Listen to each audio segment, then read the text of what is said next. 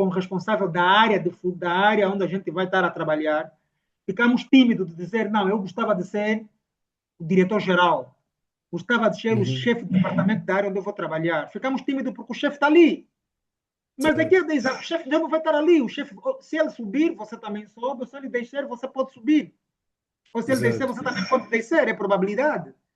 Então, às vezes, temos que ser Também pode sair da empresa para ousados. outros desafios. E, exatamente, o próprio teu chefe sabe que o Oswaldo, na entrevista que ele fez, um dos sonhos dele é ser o próprio diretor-geral da empresa, ou o diretor Certo. da área. E ele vai trabalhar contigo, vai mentorar-te, querendo ou não, porque é o teu foco. O RH Exato. organizado vai fazer um plano de carreira de acordo com os teus objetivos de curto, médio e longo prazo. Agora, há aqueles casos quando você chega na empresa, numa entrevista, não, onde é que você quer chegar? Não, só vim mesmo estar aqui. Tipo, a pessoa já sabe que você está lá sem propósito. Não tens propósito. Ou porque tens medo de dizer que queres uma posição ambiciosa e que as pessoas vão se rir de ti, ou porque efetivamente não tens mesmo nada. Mas aí é que está o pulo do gato. Quando efetivamente tu tens um sonho muito grande e as pessoas riem de ti, quando as pessoas riem, quando as pessoas, a frase correta é essa, quando as pessoas riem-se de ti por causa do teu sonho, é porque o teu sonho é muito grande.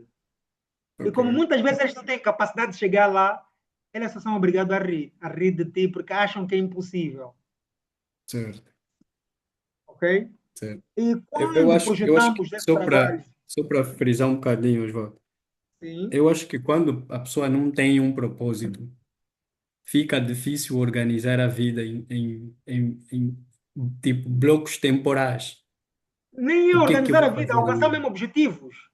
o que é que eu vou fazer em um ano que vai me deixar próximo desse objetivo? O Exatamente. que é Quando que eu eu vou falo fazer da em dois vertente anos e assim acadêmica, sucessivamente.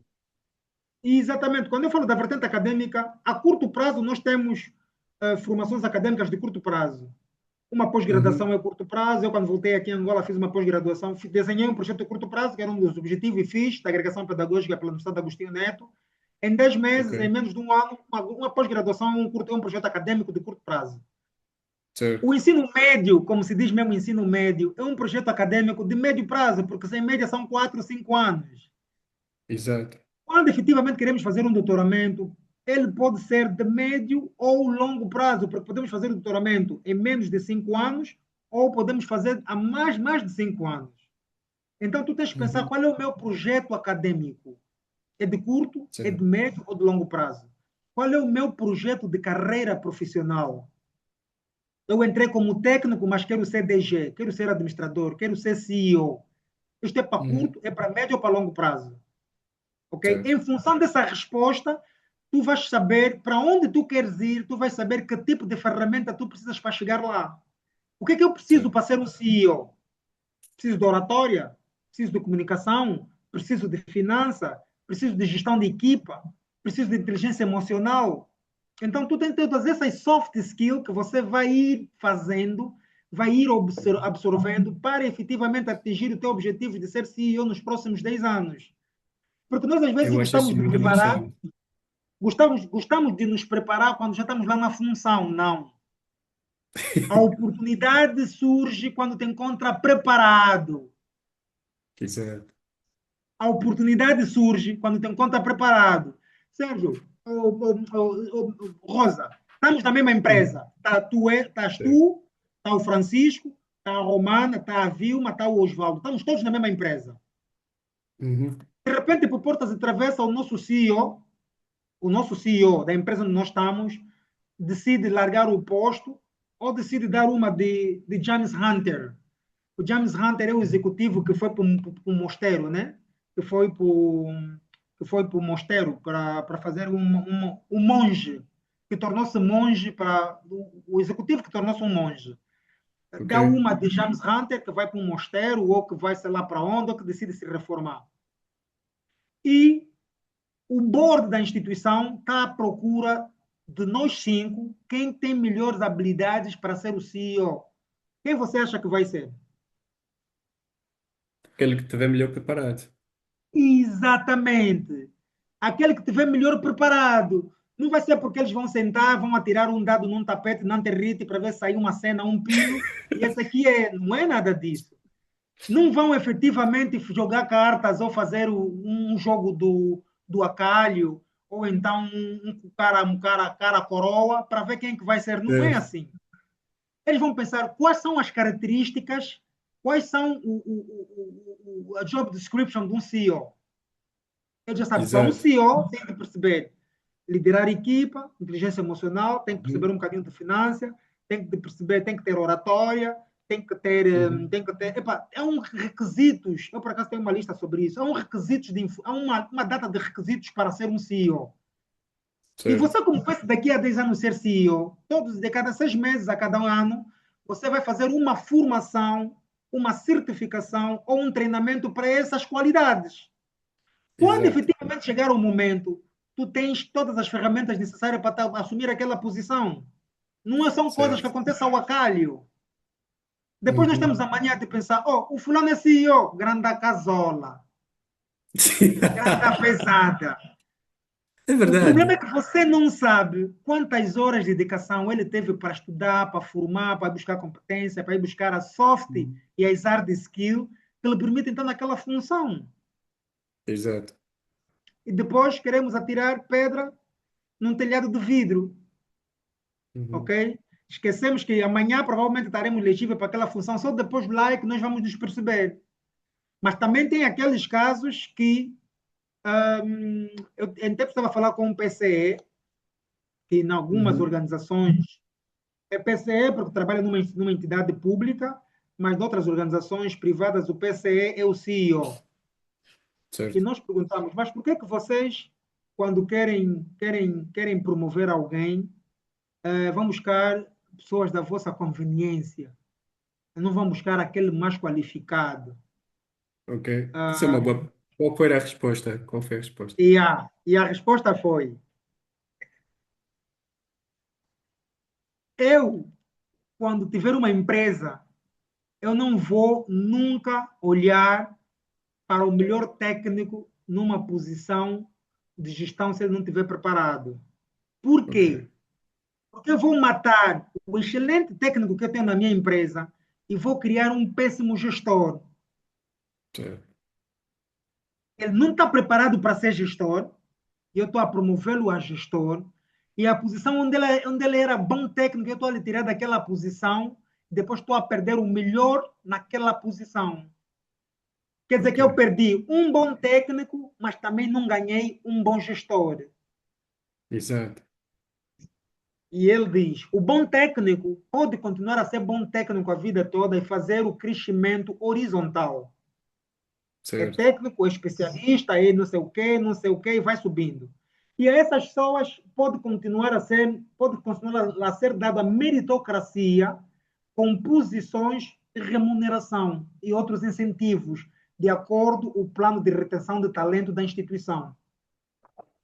Agora, quando você vai buscar uma pessoa de conveniência para colocar numa posição de liderança, isso é uma posição estratégica. Certo. O meu antigo chefe dizia, e eu hoje aprendi isso, eu hoje se tiver que fazer um recrutamento, em tempos fiz um recrutamento, e eu primo pelo 3C. C, 3 vezes a letra C. Primeiro, essa pessoa tem que ter caráter, Exato. Isso é verdade. tem de ser de confiança, Também é verdade. e o último e não menos importante é que eu vou vê-lo competências. Uhum.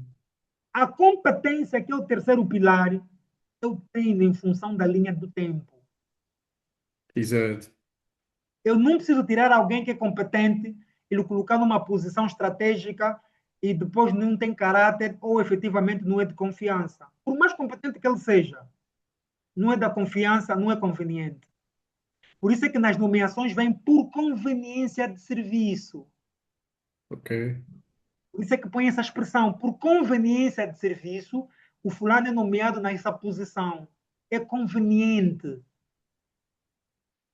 Um exemplo muito prático: tu tens um técnico excepcional na tua empresa, mas é uma pessoa que não gosta de trabalhar com equipa, mal educado, não cumprimenta, não tem caráter. Uhum. Ok. Vale a pena ser competente e numa posição de conveniência? Não. Eu prefiro ter uma pessoa que tem caráter e que depois eu treino-lhe com competência. certo. E depois, a confiança. Todas as empresas têm sempre um segredo profissional. Ok. Todas.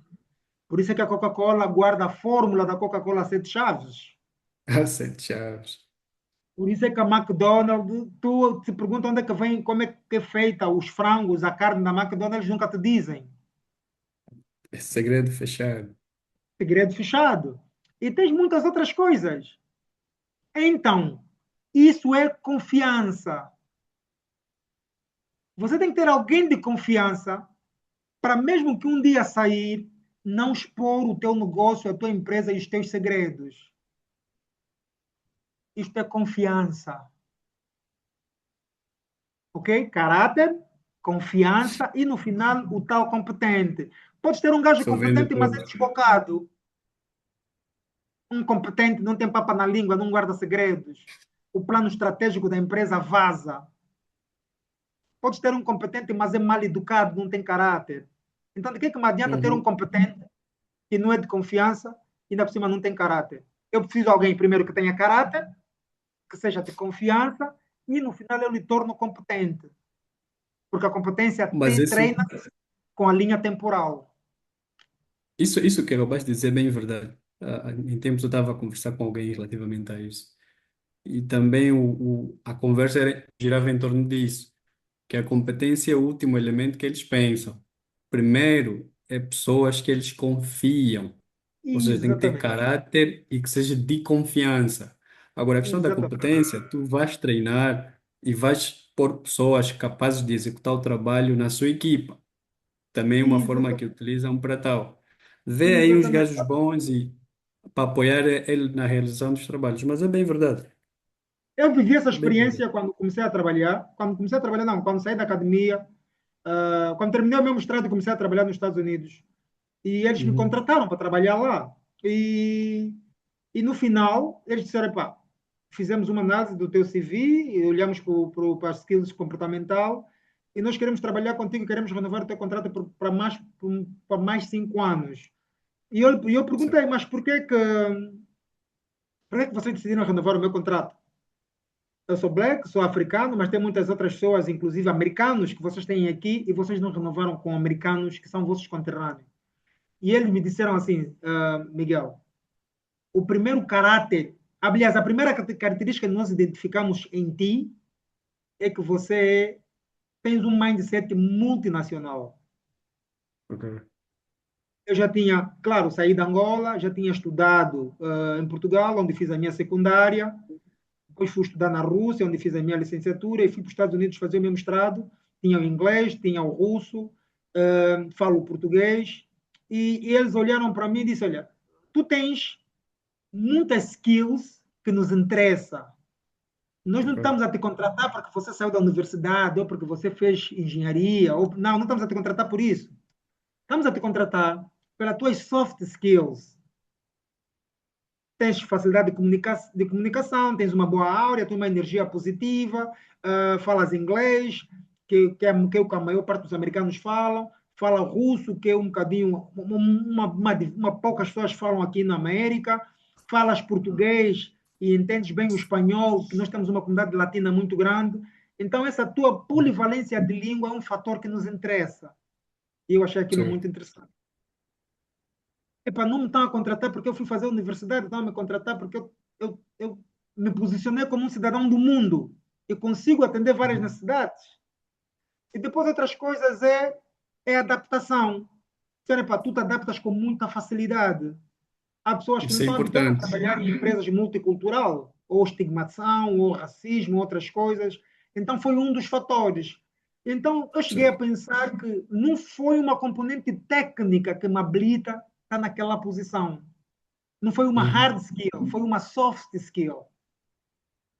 Dizem que as soft skills acabam sempre por pesar mais do que as hard skills.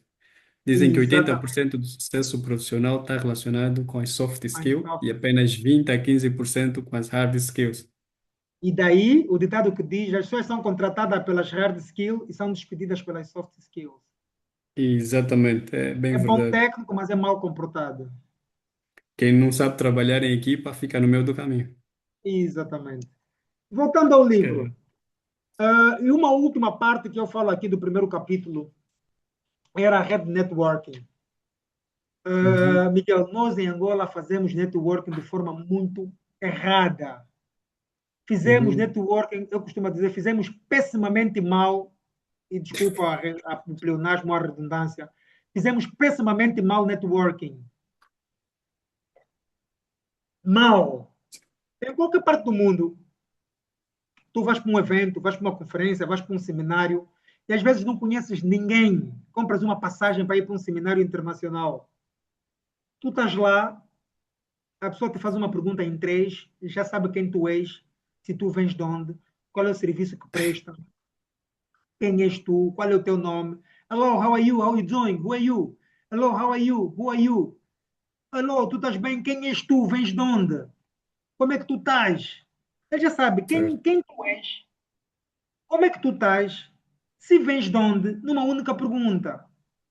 E tu dizes, olha, eu sou o Osvaldo, sou africano, veio propriamente de Angola, trabalho com engenharia, lido com isso, lido com aquilo. E ele vai te dizer, olha, by the way, Osvaldo, eu tenho uma empresa que faz isso, tu podes nos ajudar com uma prestação de serviço. Olha, by the way, a propósito, a minha irmã trabalha, o meu amigo, o meu primo trabalha com uma empresa que faz isso, acho que eles precisam de consultoria para aquilo, para aquilo. De repente, tu estás a receber uma rede de contato de pessoas que nem te passava pela Uhum, cabeça que tu haverias de ter.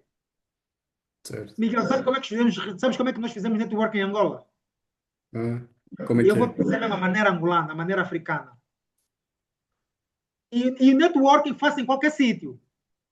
Uhum, Networking faz no hospital, faz na igreja, faz na universidade, faz no local de trabalho, faz na rua, faz no ambiente de negócio, numa palestra, num seminário, em qualquer sítio, faz numa festa, em qualquer sítio. certo. Como é que nós fazemos networking em Angola? Tu vais para um local qualquer, vais para uma reunião, vais para uma festa, vais para uma igreja, vais para um casamento, vais para um pedido, e de repente entra alguém que você não sabe que pode ser teu investidor, teu cliente, Uhum, teu fornecedor, teu parceiro, teu colega, teu amigo, tu não sabes nada sobre a pessoa. E essa pessoa pode eventualmente ser uma dessas pessoas que eu estou a falar aqui. Você olha para a pessoa que não conhece e você dentro de ti, ou às vezes estás acompanhado com alguém, dizes assim, não gostei desse brada. Não te fez nada, você não lhe conhece, já não lhe gostaste, mas te fez quê?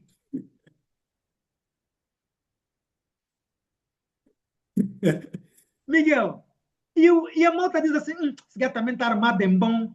Olha ainda o grife dele, olha a cena dele, olha aquilo. Não te fez nada. O Nem senhor só mais te nem foi de menos. trás, não te fez ainda nada. Tu já estás a julgar. Ainda não interagiste.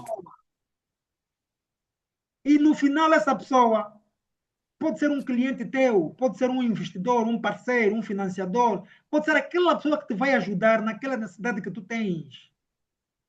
Uhum, Vais para um evento, estás num seminário, sentas, estás a assistir uma palestra ao longo do momento todo, e você não se levanta para conhecer ninguém. Ah, chegaste também, não vou aqui, não vou se meter, vou ficar na minha, não quero se meter com ninguém, não quer que ninguém me chateia. uhum. Opa, tu para ir para um evento, o objetivo dos eventos é mesmo para socializar-se. Porque se for só para ter informação, nem precisa ir para um evento. Tu, a partir do Google, a partir do chat GPT, a Consegues hoje partir da em dia. internet, tu tens toda a informação que o orador vai te dizer lá. Quando se vai para um evento, tem dois objetivos. O primeiro, experiência Uhum, que as pessoas transmitem, porque essas experiências de vivência nunca vais encontrar escrito em lado nenhum. E vais ter, efetivamente, depois da experiência, vais ter. Agora demo um branco. Depois da experiência, vais ter, efetivamente.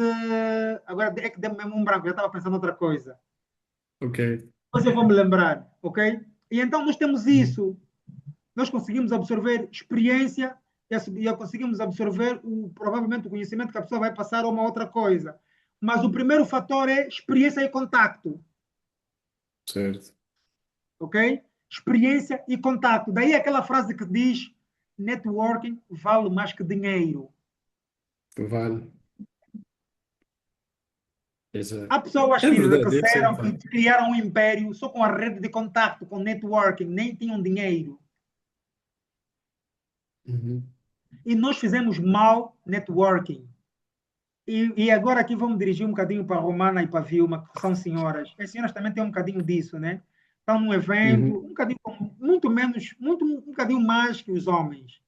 Estão num evento, numa festa, numa cena, e de repente entrou alguém. Ela, como mulher, tem um salão de beleza, tem efetivamente um produto, vende um produto de mulher, mas entrou alguém e já começa a bifar.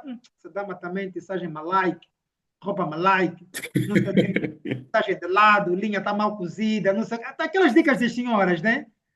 Certo. Ou a saia está muito apertada, ou a saia está muito justa. Se calhar tu tens a oportunidade de vender um vestido, tens a oportunidade de vender um produto para aquela pessoa, tens a oportunidade de encontrar naquela pessoa uma oportunidade de você fazer parceria, fazer negócio. Então, Um fizemos mal. potencial cliente. Exatamente, um potencial cliente. Fizemos mal networking. Fizemos muito mal networking. Ok? E falo um bocadinho disso no final do último capítulo. No segundo capítulo do meu livro, eu me debrucei mais, efetivamente, sobre um contexto que nós somos um bocadinho descuidados, Ok. que é a mentoria. Certo. Eu, quando cheguei nos Estados Unidos, me perguntaram assim: Osvaldo, tu queres um mentor ou queres um coach? E eu olhei para a pessoa que estava a falar, eu disse: opa, eu tinha uma vaga noção do que é mentor, o que é coach, Sim. conceito, mas como às vezes nós queremos aprender mais, preferi dizer que não sei para reaprender tudo o que eu já sabia, do que assumir que sei e perdi a oportunidade de ser ensinado. E eu Certo. perguntei: não, o que é um mentor? Não sei, mas ajuda-me, o que é um mentor, o que é um coach, qual é a diferença? Ok.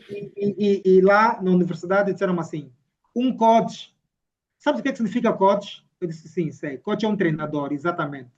Mas se fores para o clube de basquete, tu tens um coach. Aliás, o treinador da equipa de basquete, o nome é coach, não é? O treinador do beisebol, do futebol americano é coach. Então, nós se temos Ok. um coach, vamos ter um treinador para ser o teu acompanhante acadêmico, para te tornar o melhor acadêmico da escola. Ele só vai te tornar melhor acadêmico da escola. Onde você Ok. dorme, o que é que você come, o que é que você faz, é um problema teu. O foco dele é te tornar o melhor estudante da escola, parte acadêmica. Quando tu tens um coach de basquete, o objetivo dele é te tornar o melhor basquetebolista. Quando tu tens um Certo. coach de futebol, o objetivo é te tornar o melhor futebolista. Ok? É muito direcionado. E eu perguntei, e o mentor? Disseram, o mentor é mais do que um coach. Ok. O mentor é como se fosse um pai para a vida. Para além de Certo. acompanhar a tua vertente acadêmica, ele vai acompanhar todas as outras vertentes da tua vida, todas as outras nuances da tua vida. E eu disse, opa, então eu quero um mentor. E deram-me um mentor. Por acaso eu escrevi e falo sobre ele no meu livro. Vance Williams, um Uhum. americano, um black American. O meu mentor, a primeira coisa quando encontrou-se comigo, disse assim, Oswaldo, onde é que tu moras? Onde é que tu vives? Epa, e estás a ver aquela vibe que nós temos de assistir muitos filmes americanos e depois tu só queres viver naqueles pontos que você vê nos filmes na América? Uhum. Foi exatamente o que aconteceu comigo. Quando eu fui para Nova York, eu só queria viver em Manhattan, no centro de Nova York. Epa! Eu vivia 3 ou 4 ruas depois da Times Square. Times Square é aquela praça onde tem Uhum. aqueles letreiros da Bolsa de Valores, onde tem a E por aí Alicia Keys fora. tá cantando uma escada vermelha com Jay-Z. Não sei se vocês viram aquele clipe, né? New York. Yeah, fala New York, exatamente. Times Square é aquele local.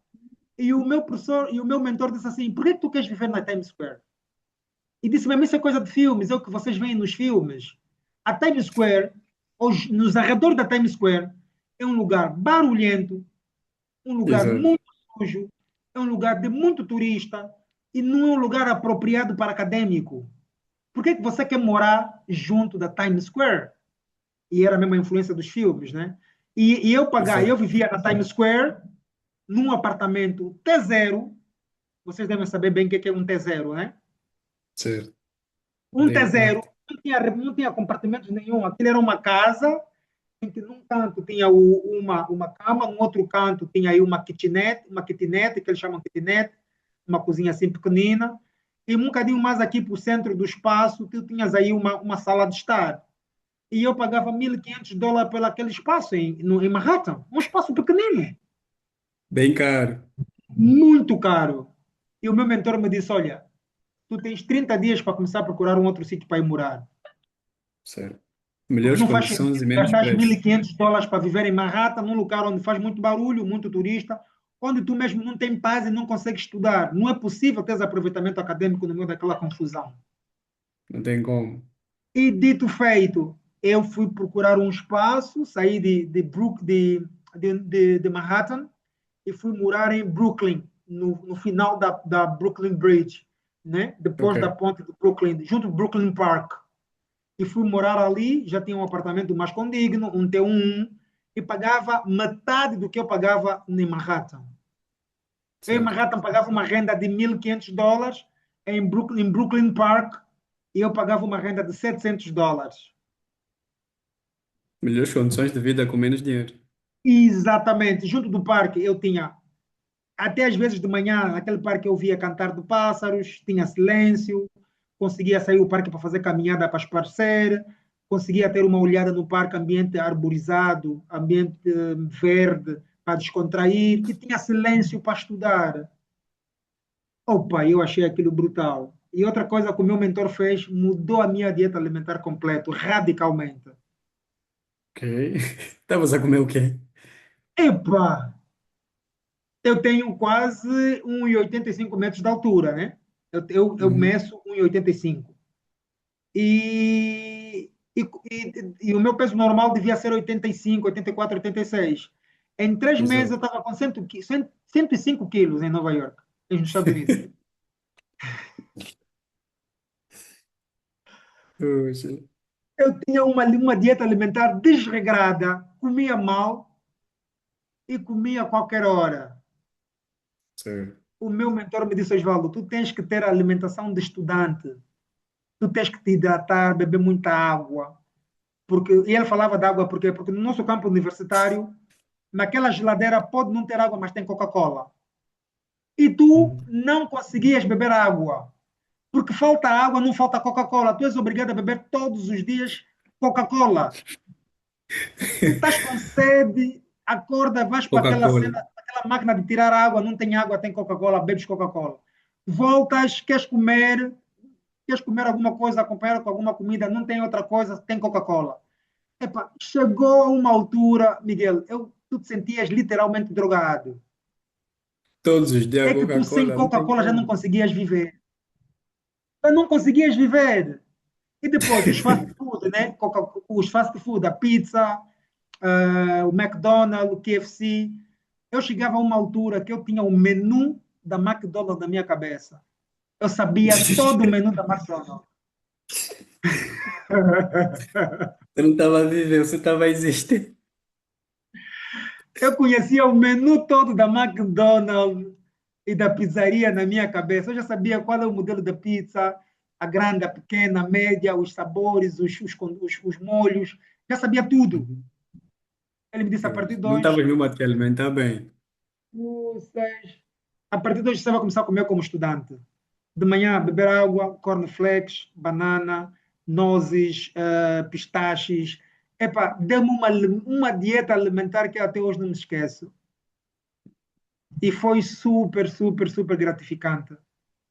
Ele me perguntou Exato. assim, João, sabes quais são os alimentos que alimentam o cérebro? É para alimentar o cérebro. Sabes quais são os alimentos que têm ômega 3, ômega 4, ômega 6, ômega 9? Sabes qual é o alimento que tem ferro? Sabes qual é o alimento que tem aquilo, que tem aquilo, que tem aquilo? Tu precisas disso, disso. Ele dizia, de manhã tu precisas dessas vitaminas. À tarde Certo. precisas dessa. Para dormir precisas desta.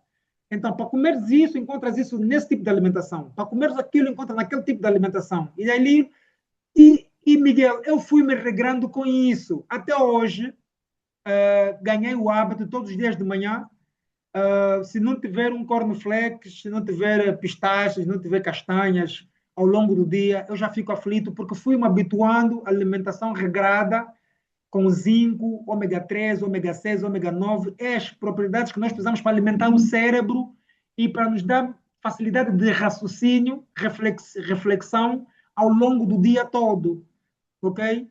E uma coisa que ele dizia muito, sabes por que, que os desportistas, tenistas, atletas, por que comem muita banana?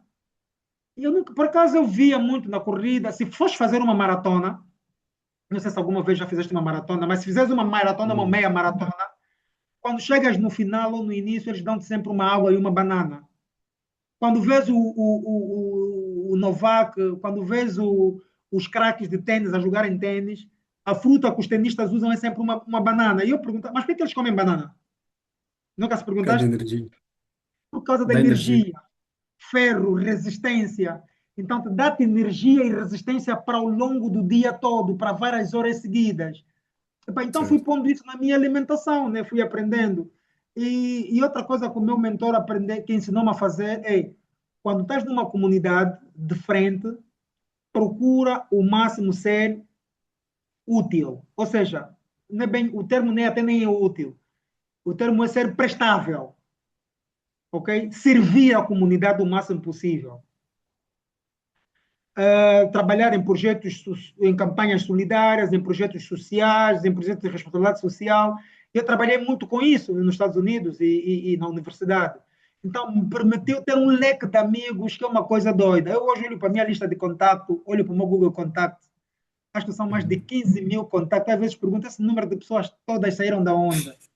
E não consigo perceber, mas obviamente tem, acaba por ter muitas coisas, né? Tenho contatos de Portugal, tenho contatos de amigos da Rússia, tenho contatos de amigos dos Estados Unidos, amigos do Brasil, amigos da Índia, países por onde passei.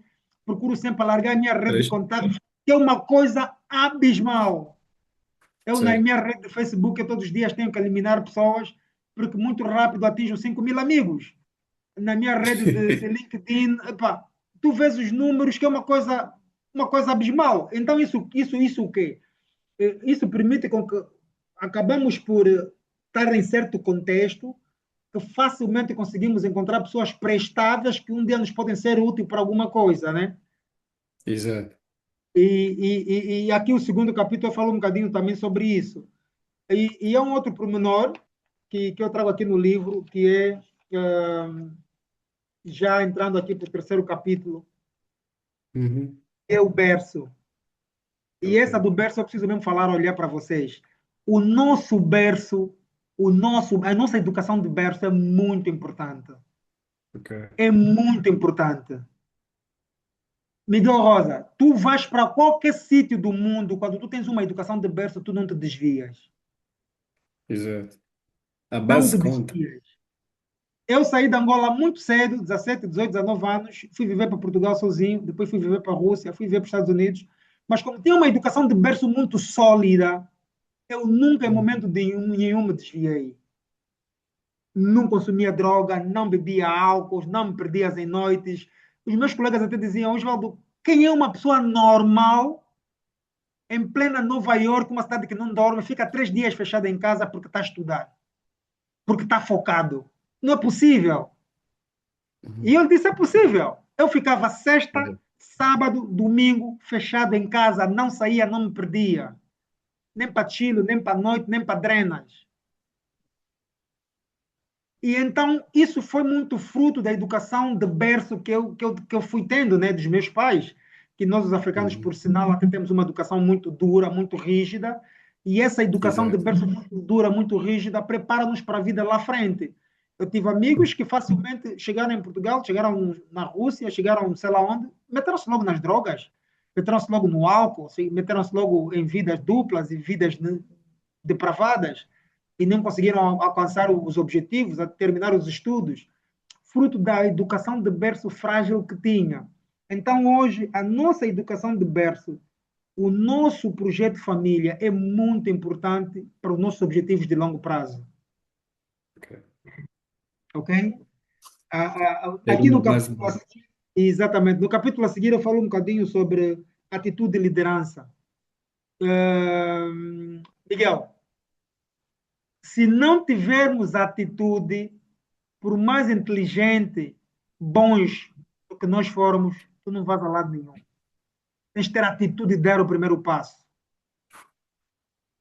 Tens de ter a atitude de levantar, sair, como diz os brasileiros, né? A atitude de tirar a bunda da cadeira, né? Se não fazeres por ti, ninguém vai fazer. Se não fazeres por ti, ninguém vai fazer por ti. E Certo. um outro pormenor que eu falo aqui, numa atitude de liderança, é o seguir alguém. Todos nós sempre seguimos alguém, que eu Boas chamo referências. exatamente a referência, ok? E então tens de ter sempre alguém que tu olhas, te inspiras e segue essa pessoa, ok? Então temos que ter sempre alguém que nós seguimos. Um outro pormenor que nós temos, e como se começa a ganhar dinheiro, mesmo em muitos de nós na fase acadêmica, que depois nos perdemos, é o problema da educação financeira. Até hoje, muito recentemente, nós fomos mentores, fomos convidados a trabalhar como mentores num programa da União Europeia. Formamos perto de 5 mil ou 500 e tal empreendedores ao longo da Angola, em várias províncias, ok? Num programa financiado pela União Europeia, em parceria com o INAPEM. Então, fomos dando formação de empreendedorismo, fomos capacitando muitos empreendedores a estabelecerem seus negócios e efetivamente a trazerem competência adicional para o empreendedorismo. E uma coisa que nós reparamos, e foi um facto mesmo que nós estudamos, e aliás, eu tenho experiência da banca, porque venho da banca, trabalhei na banca durante 10 anos, é que a maior parte dos nossos empresários comerciais e empreendedores não têm educação financeira. Certo. E até pessoas singulares. Nós víamos quando estivéssemos a estudar na universidade, alguém que o pai mandou, alguém que tivesse a bolsa, recebia o subsídio de bolsa, o pai mandou uma mesada, nos 3 primeiros dias gastava aquilo desenfreadamente, na primeira semana já não tinha dinheiro. E isso acontece com os empreendedores. O empreendedor vai ao banco, apresenta um projeto, um escopo, cronogramas, tudo de viabilidade, tudo bonito ao banco. O banco vai dizer quanto é que isso está orçado? É para 100 mil dólares, 30 mil dólares, 20 mil dólares, 10 mil dólares. O banco vai lhe dar aquele dinheiro. Aquele dinheiro está cabimentado para integralmente implementar aquele projeto. Se você tira 10% daquele dinheiro, o projeto já não é viável. Verdade. Sabe o que as pessoas fazem quando recebem o dinheiro de empréstimo? A primeira Hum. coisa, Comprar carro. carro até o menos. A primeira coisa, estilo. A primeira Igualmente. coisa que você. E depois tu fazes o seguinte: o Miguel veio no meu banco pedir um dinheiro emprestado. E eu lhe pus o dinheiro na conta. Eu ponho o dinheiro na conta do Miguel, do banco na qual você solicitou. Nos primeiros 3 dias, nós, banco, vamos monitorar o teu extrato bancário. Certo. Vamos ver se o Miguel foi gastar esse dinheiro com o quê? Normalmente, em cada 10, 7 pessoas, em cada 10, 7 pessoas, a primeira coisa que você encontrava naquele extrato bancário, pagou conta num restaurante, pagou conta como é que é? No bar da tia Maria, no bar da tia Filipa, no bar da Rabugenta. Tilo, Isso é tipo, que é vai pegar o complicado. dinheiro, vai festejar com os amigos, um dinheiro que você vai pagar crédito e vai pagar com juros. Se você gasta 5%, 10% daquele valor, o projeto já não é viável, porque já não é o mesmo valor para implementar o projeto. E depois, olha, para o dinheiro é para, não, vou mais tirar um combo para comprar um carro, para fazer uma sobe e desce. Lá gasto o dinheiro no tal carro. Depois é um carro que quando você faz putilho na primeira esquina acidentou, perdeste o carro. Exato.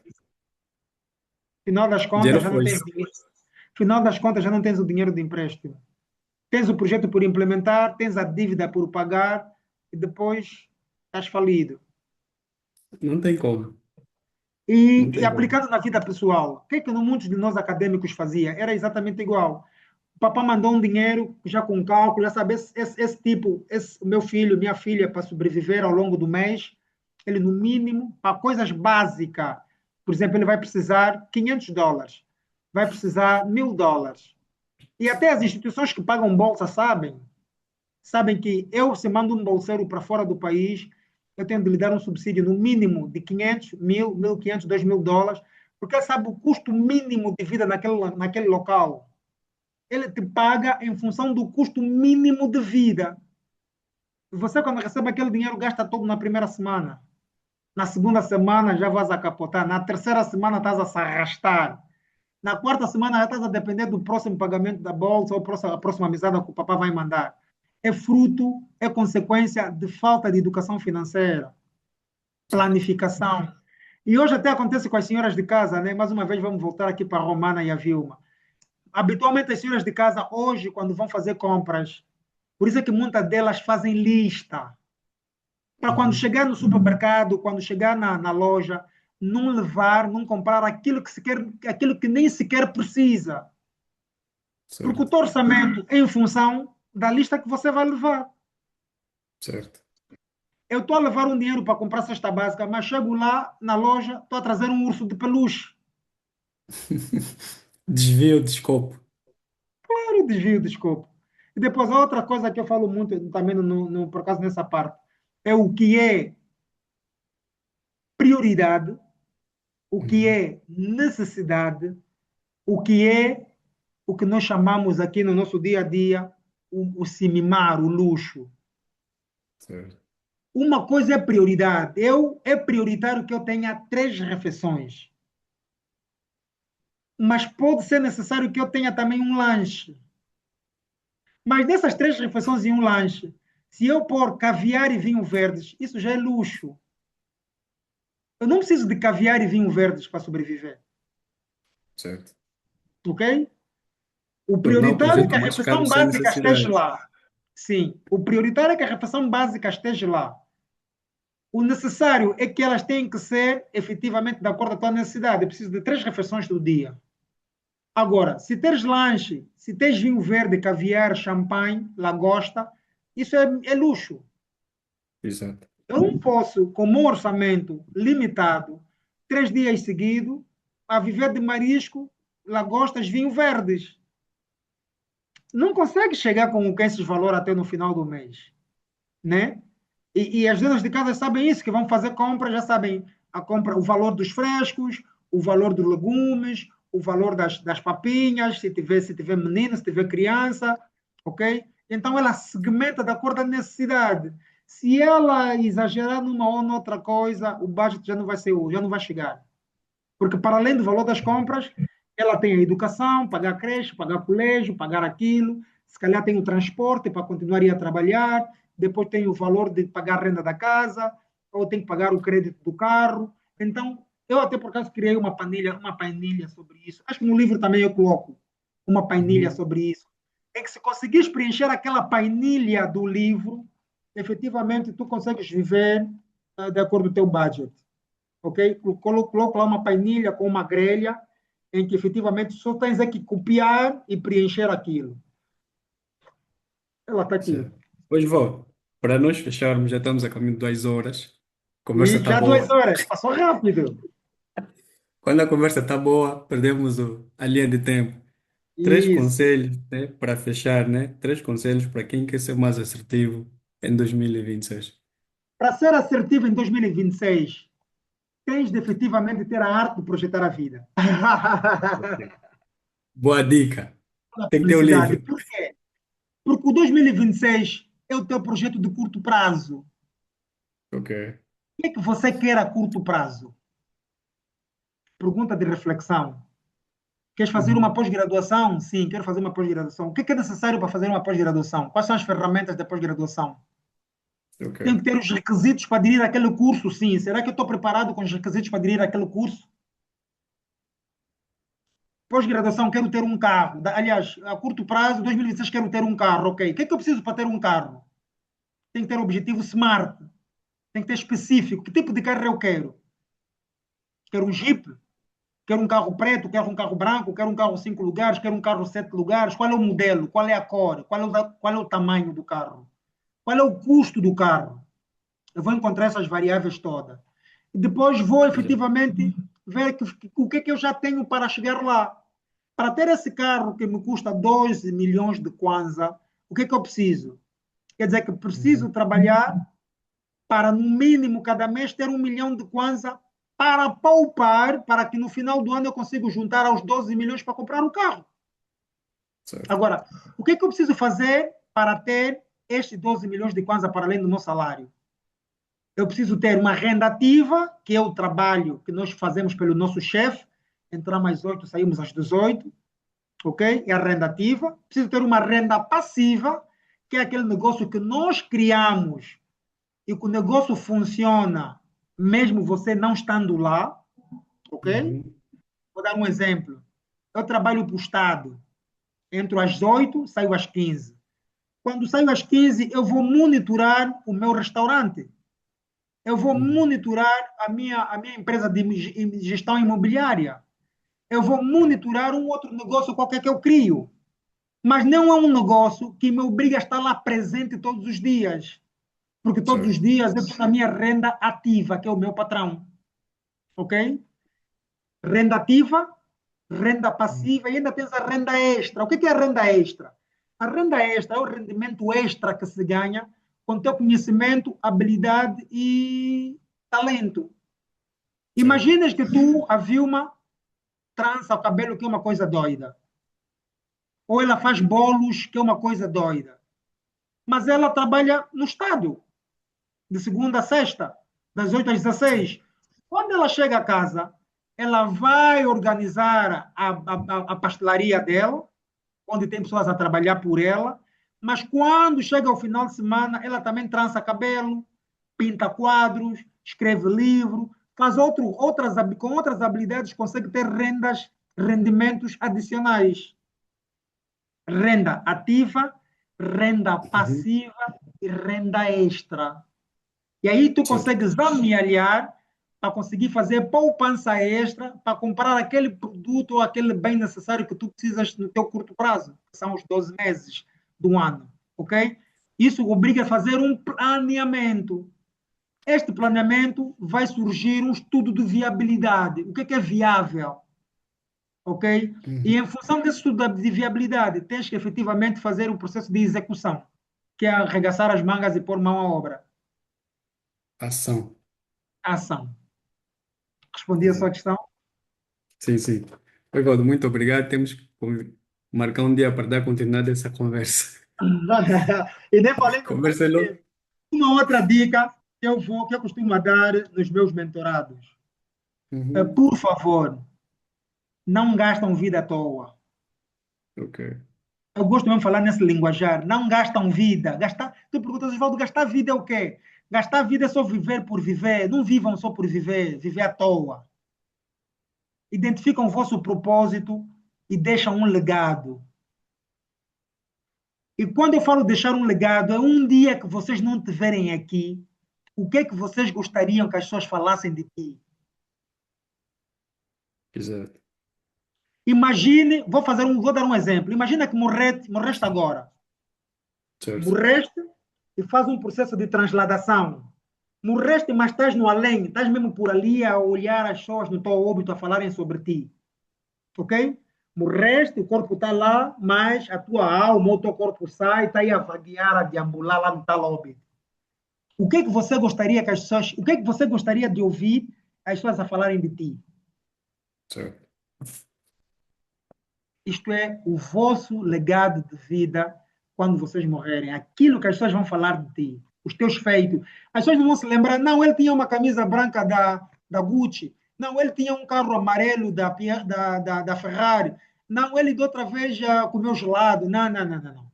As pessoas vão se lembrar de ti pelos teus feitos, Ok. ok? Então, quais são os teus feitos? Qual é o teu legado de vida? Um dia que não estiveres aqui, o que é que as pessoas vão falar sobre você? E outra Boa provocação, reflexão. vão. A riqueza está no servir. Só é rico quem serve muito. Servir Uhum. não é fazer de graça, de favor, não. O Bill Gates serviu as pessoas com computadores, milhares de computadores espalhados no mundo. O Mark Zuckerberg serviu as pessoas fazer um spread do Facebook. O Elon Uhum. Musk serve as pessoas disponibilizando o seu produto em massa. Quanto mais servir, mais ganha. As pessoas que mais servem, mais recebem. A lei da prosperidade, a lei da riqueza está no servir. Quanto mais servimos outros, quanto mais ajudamos outros, mais nós prosperamos.